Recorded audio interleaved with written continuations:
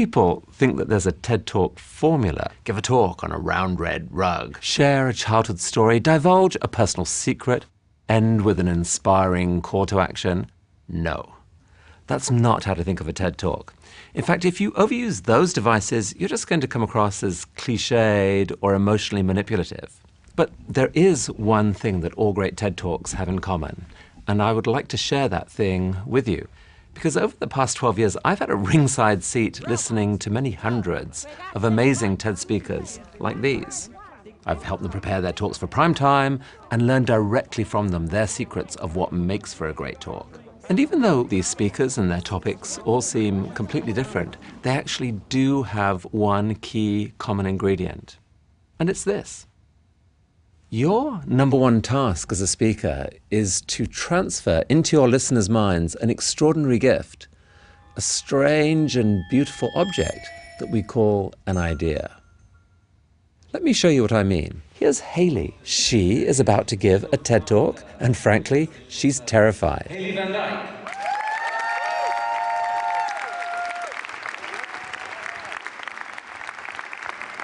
Over the course of 18 minutes, 1,200 people, many of whom have never seen each other before, are finding that their brains are starting to sync with Hayley's brain and with each other.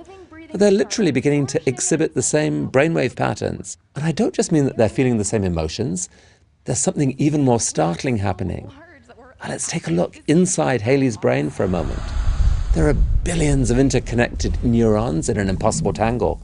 But look, here, right here, a few million of them are linked to each other in a way which represents a single idea. And incredibly, this exact pattern is being recreated in real time inside the minds of everyone listening. That's right. In just a few minutes, a pattern involving millions of neurons is being teleported into 1,200 minds just by people listening to a voice and watching a face. But wait, what is an idea anyway? Well, you can think of it as a pattern of information that helps you understand and navigate the world. Ideas come in all shapes and sizes, from the complex and analytical to the simple and aesthetic. And here are just a few examples shared from the TED stage. Sir Ken Robinson, creativity is key to our kids' future. My contention is that creativity now is as important in education as literacy, and we should treat it with the same status. Elora Hardy, building from bamboo is beautiful. It is growing all around us. It's strong. It's elegant. It's earthquake resistant. Chimamanda Adichie, people are more than a single identity. The single story creates stereotypes.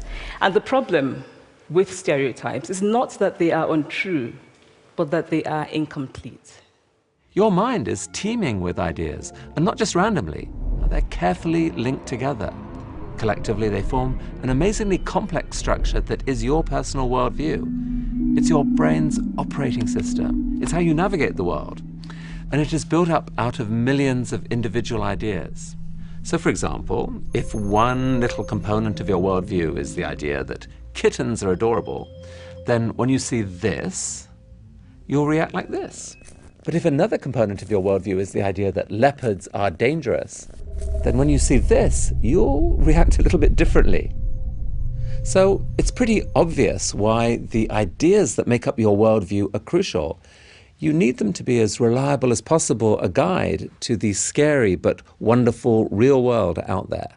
Now, different people's worldviews can be dramatically different. For example, how does your worldview react when you see this image? What do you think when you look at me? A woman of faith, an expert, maybe even a sister, or oppressed, brainwashed, a terrorist? Whatever your answer, there are millions of people out there who would react very differently. So that's why ideas really matter. If communicated properly, they're capable of changing forever how someone thinks about the world and shaping their actions both now and well into the future. Ideas are the most powerful force shaping human culture. So if you accept that your number one task as a speaker is to build an idea inside the minds of your audience, here are 4 guidelines for how you should go about that task. 1, limit your talk to just one major idea. Ideas are complex things. You need to slash back your content so that you can focus on the single idea you're most passionate about and give yourself a chance to explain that one thing properly.